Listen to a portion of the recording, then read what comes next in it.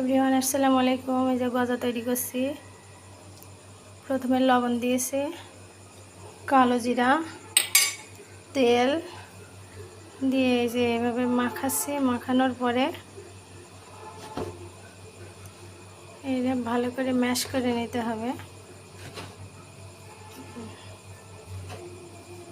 যাতে মুট করলে এভাবে এমন হয়ে যায়।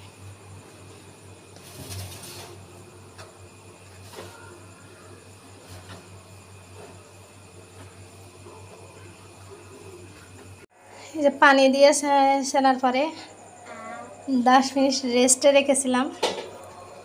এবারে যে রুটির মতো বেলে গজা তৈরি করব। এই যে গজা তৈরি করা শেষ, চিনি শিরা দেওয়া শেষ। কেমন হয়েছে সবাই জানাবেন। ভাই চুরি করে খাচ্ছে।